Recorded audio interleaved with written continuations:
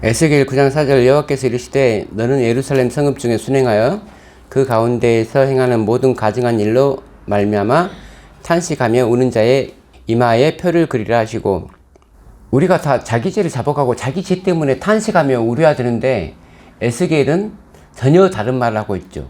나의 죄 때문에 탄식하며 우는 자의 이마에 표를 하라고 하는 게 아니고 예루살렘에서 행해지는 모든 가증한 일로 인하여 울며 탄식하는 자의 이마에 표하라겠어요.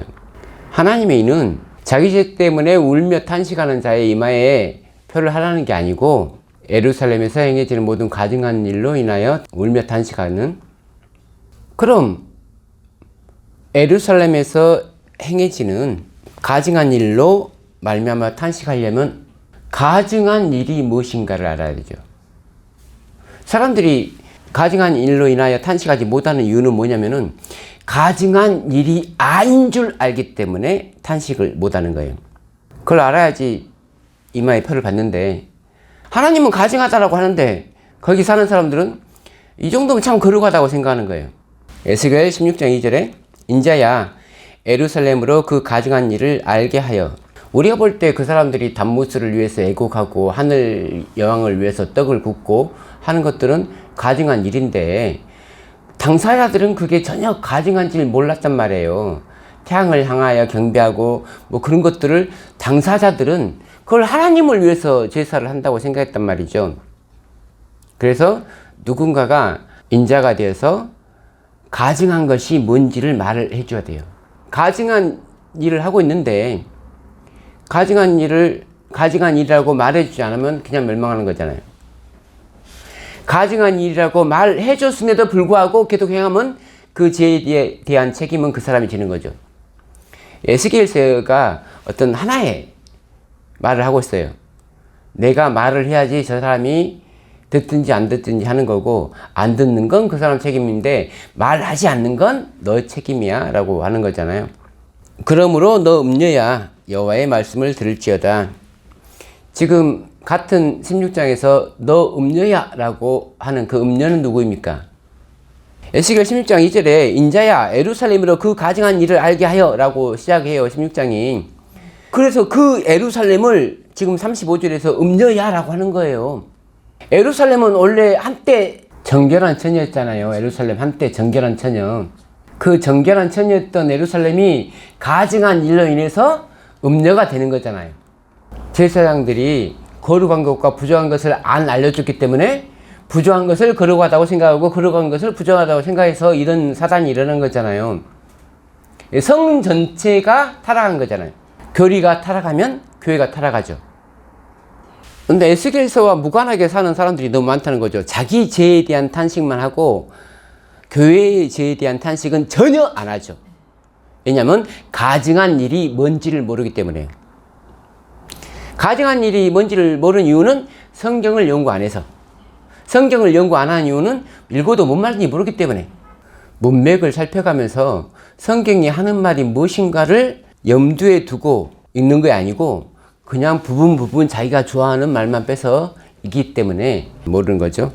다니엘서에 기름 부음을 받은 자가 끊어져 없어질 것이며 장차 한 왕의 백성이 와서 그 성읍과 성소를 무너뜨리려니와 또 포악하여 가증한 것이 날개를 의지하여 설 것이며.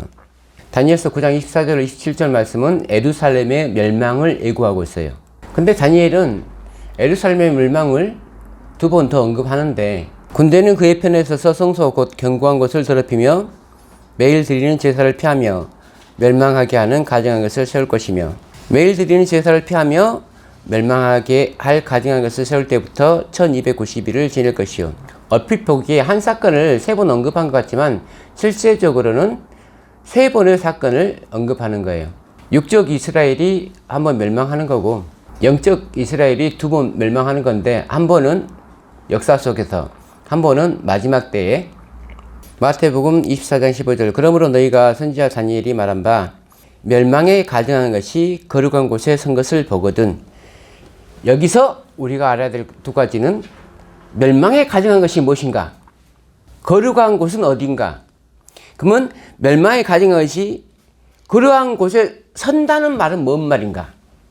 원래 거룩해야 될 장소에 멸망에 가증한 것이 들어온단 말이에요. 그러면 그 거룩한 곳도 가증한 곳이 되는 거잖아요. 이교 로마는 육족 이스라엘을 멸망시켰죠. 예수님이 말한 이 예언의 성취는 첫 번째로 이교 로마에 의해서 육적 예루살렘이 멸망함으로써 성취가 됐죠. 그래서 누가 보면은 예루살렘을 군대가 에워싸는 것을 너희가 보거든 라고 표현하잖아요. 방금 다니엘 9장의 말에 장차 한 왕의 백성이 와서 그 성읍과 성소를 무너뜨리려니와 라고 말하면서 반복하여서 또 포악하여 가증한 것이 날개를 의지하였을 것이며, 그래서 군대가 예루살렘에 에워싸는 것과 가증한 것이 거룩한 곳에 선 것은 똑같은 말이라는 거예요. 반복해서 말을 해주고 있어요, 지금 다니엘서에서. 근데 제가 누차 말씀드렸듯이 말씀은 항상 반복해서 성취가 된다고요. 그러니까 두 번째 것은 법안권이겠죠. 538년에 법안권이 성립됨으로 말미암아서 교회인은 교권의 지배를 받는, 마지막 상황은 짐승의 표로 말미암아서 교회가 가증하게 되는, 외부에서 짐승의 표를 강요하는 게 아니고 이 짐승의 표가 거룩한 곳에 있어야 되는 거예요. 거룩한 곳은 교회예요. 그래서 교회가 짐승의 표를 강요하는 거예요. 그래야지 예언이 완전히 이루어지는 거예요. 환상에 나타난 바 매일 드리는 제사와 망하게 하는 죄악에 대한 일과 성소와 백성이 내준 바 되며 짓밟힐 일이 어느 때까지 이를까 하며 그가 내게 이르되 2300주야까지니 그때에 성소가 정결하게 되리라 하였느니라. 성소는 2300주야 동안 짓밟혀요. 성소는 2300주야 동안 회복이 안 돼요. 2300주야의 시작은 예루살렘을 중건하라는 영이 날 때부터죠. BC 457년에 예루살렘을 중건하라는 영이 나왔죠. 그래서 그때부터 우리는 계산해서 AD 1844년까지를 2300주야라 합니다. 이 2300주야는 성소의 역사예요. 그러니까 성소를 포함한 예루살렘이 중건됐다가 다시 예루살렘이 무너지고 다시 영적인 예루살렘이 무너지고 그런 역사의 반복이란 말이에요. 근데 이 성소의 정결은 1844년 10월 22일부터 있을 예정이므로 그 전에는 성소의 정결이 있지 않죠. 성소가 공격당하고 있을 때지 성소가 회복되고 있을 때가 아니라는 거예요.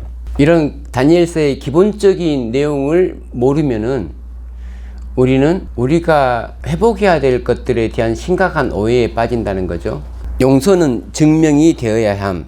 침상에 누운 중풍병자를 사람들이 데리고 오거늘 예수께서 그들의 믿음을 보시고 중풍병자에게 이르시되 작은 자야 안심하라 내 죄사함을 받았느니라. 죄사함을 다른 말로 뭐라고 합니까? 네, 죄의 용서. 우리는 의를 행해서 구원받는 게 아니고 용서로 말미암아서 구원받습니다. 하나님이 우리를 용서해 주셔서 우리는 구원을 받는 거예요. 여기까지는 마틴 루터도 그렇게 생각하죠. 근데 마틴 루터가 하지 못한 게 뭐냐면은 그 용서 받았음을 증명을 못했어요. 우리가 교회를 다니면은 성도님 하나님을 믿으니까 이제 구원 받았어요. 구원 받았다는 거 어떻게 하냐는 거잖아요. 그러니까 갈수록 교회가 사람들을 광신이로 만들고 있다고요. 스스로 생각하는 능력을 키워주는 게 아니고 스스로 생각을 못하게 하는, 갈수록 사람들은 교회를 다니면서 바보가 돼가요. 어떤 서기관들이 속으로 이르되 이 사람이 신성을 모독하도다. 예수께서 그 생각을 아시고 이르시되 너희가 어찌하여 마음에 악한 생각을 하느냐. 내 죄사함을 받았느니라 하는 말과 일어나 걸어가라 하는 말 중에 어느 것이 쉽겠느냐. 우리는 말로는 쉬워요. 하나님께서 당신을 용서해 주셨습니다. 말로 얼마나 쉬워요. 근데 일어나 걸어가라는 것은 증명이 돼야 되잖아요. 내가 용서받았는데 내가 용서받은 것이 이렇게 증명이 돼야 되죠. 그러나 인자가 세상에서 죄를 사하는 권능이 있는 줄을 너희로 알게 하려 하노라 하시고, 이 권능, 내가 용서했다는 것을 이 사람들에게 증명을 해야 되는데 그 증명으로, 그 권능으로 일어나 걸어가게끔 하는 거예요. 그래서 이 사람이 일어나 걸어간 것은 죄의 용서를 받았다는 거죠. 증명이 되잖아요. 근데 루터의 칭의는 증명할 수가 없는 칭의예요. 재림교회는 구원을 3단계로 나눠요. 칭의와 성화와 영화 이렇게 3단계로 나눠요. 저는 이제 단계가 아니고 국면이라고 하지만, 그래서 번제단에서 경험을 칭이라 하고, 성소의 첫째 칸에서 경험을 성하라 하고, 성소의 둘째 칸에서 경험을 영하라고 하는데, 루터는 이 칭의를 어떻게 이해했냐면은 하늘에 들어가는 입장권으로 이해를 했단 말이에요. 그러니까 용서로 구원을 받는다는 거는 루터가 알았는데, 그 용서로 구원받았음을 증명을 못하는 거죠. 그럼 무조건적으로 믿어야 되는 거잖아요. 그게 광신이죠. 죄는 질병입니다. 우리가 죄우 문둥병 하듯이. 그래서 죄에서 구원받았다는 말과 질병에서 구원받았다는 말은 같은 맥락이에요. 병이 걸렸는데 환자가 나았어요. 그럼 구원받은 거죠. 네가 용서받았단 말을 증명할 수 있단 말이에요. 근데 여전히 내가 죄악 가운데 살면서, 여전히 질병 가운데 살면서 내가 구원받았다고 생각하는 건 모순이잖아요. 그 후에 예수께서 성전에서 그 사람을 만나 이르시되, 보라, 네가 나았으니 더 심한 것이 생기지 않게 다시는 죄를 범하지 말라 하시니, 용서를 해주는 이유는 다시는 죄를 짓지 말라고 용서를 해주는 거잖아요. 근데 우리의 용서와 예수 그리스도의 용서의 차이는 뭐냐면, 우리는 100번 1000번 용서해줘도 그 사람이 변화하지는 않아요. 변화할 수 있는데 그 사람을 변화시키는 능력이 우리의 용서에는 약한데, 예수 그리스도의 용서에는 그 사람을 100% 변화시킬 수 있는, 180도 변화시킬 수 있는 그런 능력이 있다는 거예요. 아픈 사람을 우리가 용서해도 그 사람이 안 낫는데, 예수님이 용서하면 영육간에 강건해진다는 거예요. 또 우리에게 이르시되, 아무든지 나를 따라오려거든 자기를 부인하고 날마다 제 십자가를 지고 나를 따를 것이니라. 잘못된 칭의란 무엇인가? 왜 저는 루터의 칭의를 잘못된 칭의라고 하는가? 첫째, 잘못된 칭의라고 하는 것은 증명할 수 없는 것을 말해요. 내가 믿음으로 말미암아서 의로워졌다는 걸 증명하지 못하는 걸 잘못된 칭의라고 하는 거예요. 그냥 믿는데 그건 광신이라니까요. 두 번째는 칭의를 일회적인 경험이라고 생각하는 거예요. 누가복음 9장 23절의 말씀은 칭의는 일회적인 경험이 아님을 지금 말하고 있잖아요. 날마다 죽어야 된다는 걸 말하고 있잖아요. 이 말을 칭의가 아닌 성화로 둔갑을 시켜서 사람들은 이해를 한다는 말이죠. 다시 말하면 우리가 칭의를 잘못 깨달으면, 그러니까 잘못된 칭의를 깨달으면 반드시 잘못된 성화를 찾게끔 돼 있어요. 뭔가 하늘에 들어갈 자격은 받았는데 거기 가서 내가 잘 살 수 있을까? 그래서 우리의 품성을 변화시키는 게 필요하다. 이게 웨슬레의 성화예요. 루터가 잘못된 초석을 놓으니까 거기다 잘못된 성화를 놓은 거예요.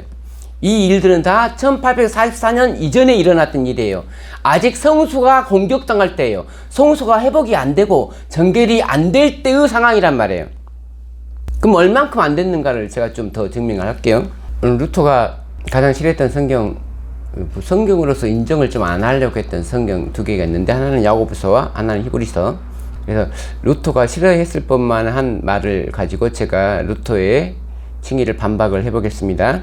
어떤 사람은 말하기를, 너는 믿음이 있고 나는 행함이 있으니 행함이 없는 내 믿음을 내게 보이라. 나는 행함으로 내 믿음을 너에게 보이리라 하리라. 이거는 증명을 해야 되는 거죠. 내 믿음을 나의 행함으로 증명할게. 증명되잖아요. 근데 이 행함 자체를 루터는 이해를 못했다는 거죠. 왜 행함으로 증명을 해야 되는지를 이해를 못한 거죠, 루터는. 같은 야고보서에 이에 성경에 이른바 아브라함이 하나님을 믿으니 이것을 의로 여기셨다는 말씀이 이루어졌고, 믿음을 말미암는 의는 이루어져야 돼요. 우리에게서 이루어져야 되는 거예요. 창세기 15장에서 아브라함이 하나님을 믿으니까 이것을 그의 의로 여기셨는데, 16장부터 계속 보세요. 그는 절대 의로운 행동을 하지 않았어요. 그러므로 그의 의는 증명할 수 없는 의란 말이에요. 22장에 가서야 이삭을 바침으로써 증명이 된 믿음, 곧 이루어진 믿음을 갖게 됐단 말이에요. 이게 진짜 칭의예요. 그러므로 루터의 칭의는 반쪽짜리 칭의예요. 근데 1844년에 재림 운동을 통해서 생긴 교회가 처음부터 어떤 기별을 받아들였냐면 지동소의 기별을 받아들였단 말이에요. 율법. 그 관점에서 보니까 우리는 이미 뜰을 지나고 성소의 첫째 칸을 지나서 우리는 성소의 둘째 칸에 있다라고 생각해 보는 거예요. 이 말은 잘못된 칭의와 잘못된 성화에서 깨달은 잘못된 영화는 잘못될 수밖에 없는 거죠. 그래서 하나님은 다시 칭의부터 회복하는 거예요. 그래야지 영화까지 제대로 깨달을 수가 있어요. 그래서 와그너 존스 칭의가 성경에서 말하는 칭의예요. 근데 지금 많은 재림교인들은 루트의 칭의하고 와그너 칭의가 똑같은 칭의라고 착각을 하고 있단 말이에요. 또 루트가 싫어했을 법한 성경 구절 두 구절 제가 읽을게요. 히브리서 한 번 빛을 받고 하늘의 은사를 맛보고 성령에 참여한 바 되고 하나님의 선한 말씀과 내세의 능력을 맛보고도 타락한 자들은 다시 새롭게 하여 회개하게 할 수 없나니 이는 그들이 하나님의 아들을 다시 십자가에 못 박아 드러내놓고 욕되게 함이라. 우리가 진리를 아는 지식을 받은 후 진짓 죄를 범한 즉 다시 속지 않은 제사가 없고 오직 무서운 마음으로 심판을 기다리는 것과 대적하는 자를 태울 맹렬한 불만 있으리라. 루터는 한 번 구원은 영원한 구원이라고 생각했어요. 그래서 이 말과 루터의 생각과 다르잖아요. 그래서 이 말을 좀 별로 안 좋게 생각하고 히브리서와 야고보서는 좀 성경에서 빼야 된다라고 생각한 거죠. 근데 예수님도 비슷한 말을 하셨어요. 히브리서와 야고보서 말씀과 비슷한 말을 예수님도 하셨단 말이에요. 그러므로 내가 너희에게 이르노니 사람에 대한 모든 죄와 모독은 사하심을 얻되 성령을 모독하는 것은 사하심을 얻지 못하겠고, 구원을 얻은 사람들이라도 성령을 모독하게 되면 사하심을 얻지 못한다고 기록이 돼 있잖아요. 예수님이 한 말이란 말이에요. 왜 그러면 마태복음도 빼고 뭐 다른 복음서도 다 빼지 루터는 야고보서와 히브리서만 뺐나요? 애굽에서 나온 걸 애굽에서 구원받았다고 하잖아요.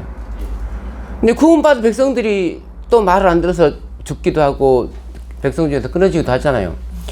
루터의 말처럼 한 번 구원이 영원한 구원이라면 애굽에서 나온 사람 100명 중 100명 다 가나안을 들어가야 되는데 2명 빼놓고 다 죽었잖아요. 그래서 루터가 말하는 칭의는 너무 비성서적이에요. 근데 아직도 재림교인 중에 허다한 수가 루터의 칭의가 진짜 칭의인 줄 알고 있다는 말이죠. 그래서 루터의 칭의를 믿은 사람은 반드시 웨슬레의 성화를 믿게 돼 있어요. 왜냐하면 루터의 칭의에 비어있는 부분이 있잖아요. 그럼 그 비어있는 부분을 채우려고 성화를 채워야 되는데 비어있는 부분을 채우기 때문에 잘못된 성화를 채우는 거죠. 첫 단추가 잘못 끼워졌는데 두 번째 단추는 당연히 잘못 끼워지죠. 근데 첫 단추는 잘못 끼워졌지만 두 번째부터는 잘 끼웠다. 그럼 말이 안 돼요. 한번 첫 단추를 잘못 끼워놓고 두 번째 줄을 잘 끼울 수 있는가 한번 보시라는 거죠. 누구든지 성령을 모독하는 자는 영원히 사하심을 얻지 못하고 영원한 죄가 되느니라. 칭의에 대해서 좀 더 에너지를 가지고 좀 알아볼게요. 믿음으로 말미암는 칭의의 기별이라는 소제목으로 목사와 복음교육자에게 보내는 권면 92쪽에 있는 말씀입니다. 주님께서는 크신 자비를 베푸셔서 와그너와 존스 목사를 통해 그분의 백성들에게 지극히 소중한 기별을 보내셨다. 이 기별은 들림을 받으신 구주, 온 세상의 죄들을 위한 희생제물에 관한 소식을 세상을 향해 더욱 분명하게 드러낼 것이다. 그것은 보증물을 믿음으로 말미암는 칭의를 제시하였다. 와그너 존스가 칭의를 제시한 것은 1888년 전후입니다. 마틴 루터가 이미 칭의를 제시했잖아요.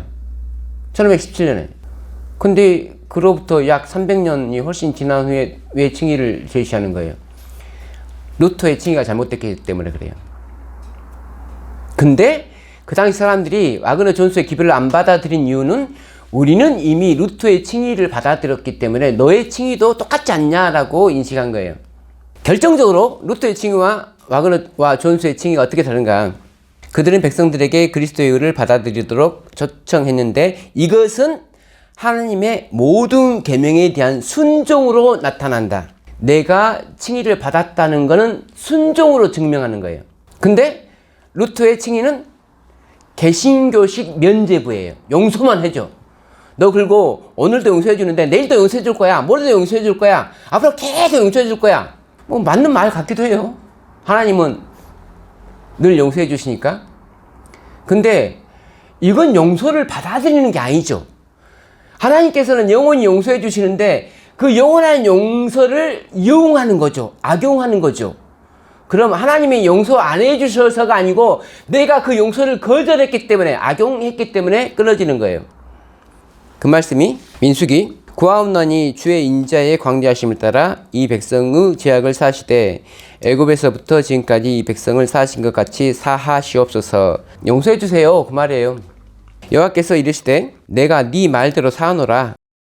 그러나 진실로 내가 살아있는 것과 여호와의 영광이 온 세계에 충만할 것을 두고 맹세하노니 내 영광과 애국과 광야에서 행한 내 이적을 보고서도 이같이 10번이나 나를 시험하고 내 목소리를 청종하지 아니한 그 사람들은 내가 그들의 조상들에게 맹세한 땅을 결코 보지 못할 것이요 또 나를 멸시하는 사람은 한 사람도 그것을 보지 못하리라. 자, 분명히 하나님께서 용서해 주셨는데 왜 못 들어게 해요? 하나님이 용서 안 했기 때문에 그들이 못 들어간 게 아니고 그들이 하나님의 용서를 거절했기 때문에 못 들어간 거라고요. 증인은 뭐냐면 증인이 용서예요. 왜 사람들은 용서를 못 받는가? 하나님이 제시하는 용서를 거절했기 때문에. 용서 안 받는다는데 하나님이 강제로 뭐 어떻게 할 수는 없잖아요. 우리에게 자유의지를 주신 분께서 우리의 의지를 강제로 바꿀 수는 없잖아요. 자, 그러면서 하이프인이 이 칭의의 기별에 대해서 이것은 셋째 천사의 기별이며 이 기별은 큰 소리로 전파되고 크나큰 성령의 부어지심이 수반될 것이다. 이 기별이 지금 나온 지가 벌써 100년이 넘었는데 이 기별을 받은 지가 100 몇십 년 되는데 아직 성령이 수반된 일이 안 일어나잖아요.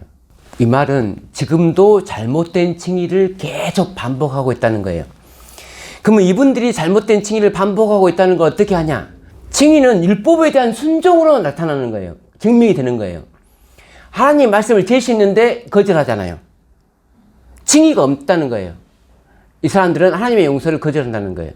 그래서 칭의를 개인의 죄에 대한 용서로는 잘 인식을 했는데 그 용서가 뭔지를 인식을 못했기 때문에 불필요한 성화가 생겼단 말이에요. 성경은 레위기서에서 정확하게 뜰에서의 용서와 성소에서의 용서를 구분합니다.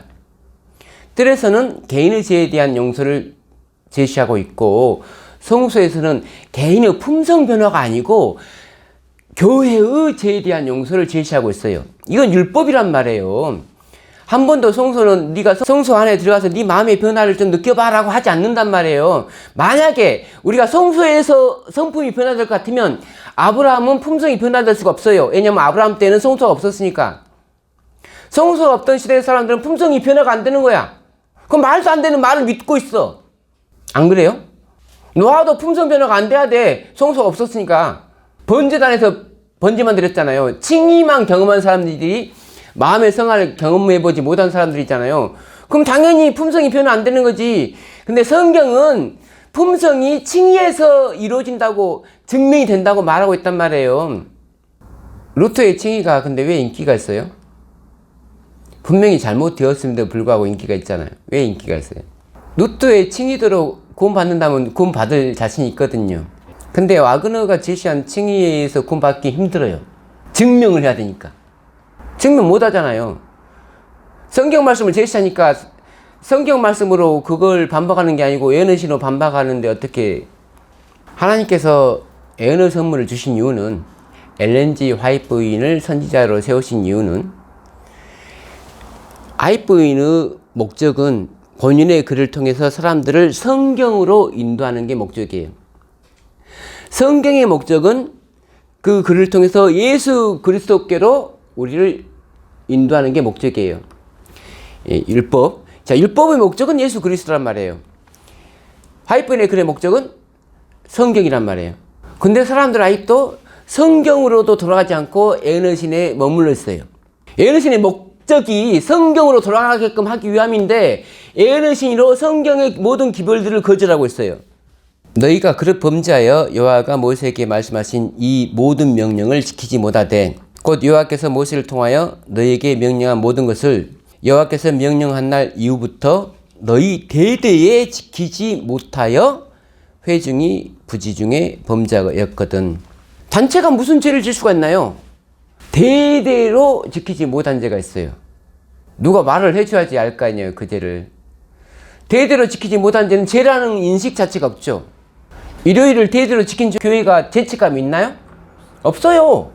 그게 죄가 아니라고 생각하는데 예수님의 부활을 기념해서 이렇게 열심히 일요일을 지키는데 근데 성경이 제7일을 안식일로 지키려 했지 첫째 날을 누가 너희들한테 부활을 기념해서 첫째 날을 지키라 했어 라고 말을 해주는 거잖아요. 성경이 말을 해주는 거잖아요.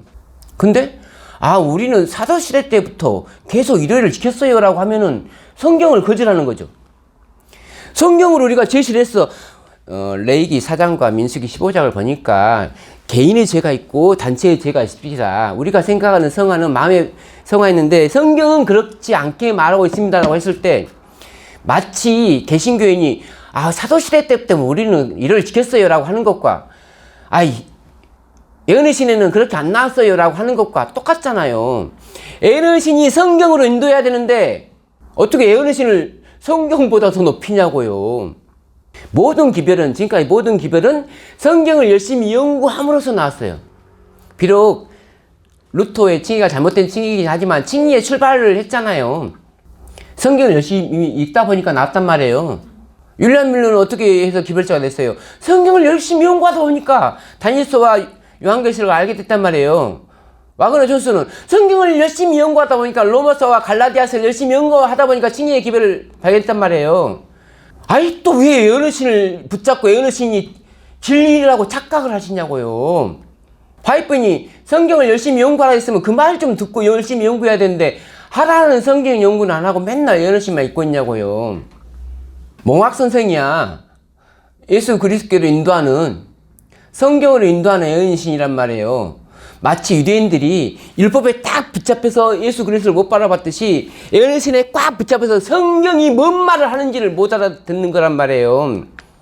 다른 교회가 이러면 이해를 하는데 사실 성경은 초등학생이 읽어도 문맥만 파악하면 초등학생이 읽어도 깨달을 수 있어요. 근데 왜 문맥 파악을 못 하느냐? 답을 이미 정해 나와요, 다들. 100번, 1000번 읽어도 못 깨달아요. 문맥을 안 봐. 내가 좋아하는 성경들만 섭취해요. 근데 하나님께서는 너희들 그러다 죽는다라고 하지 않고 너희들 그러다가 백성 중에서 끊어진다. 왜냐하면 자기의 선택이란 말이에요. 하나님이 너 기별 안 믿네라고 멸망시키려는 분이 아니고 네가 그 기별을 안 받아들이기 때문에, 그러니까 너의 선길자를 네가 스스로 선택했기 때문에 네 결정대로 해줄게 라고 하는 거야. 하나님은 성경을 연구 안 한 결과로 당하는 벌은 본인들이 져야 되는 거예요.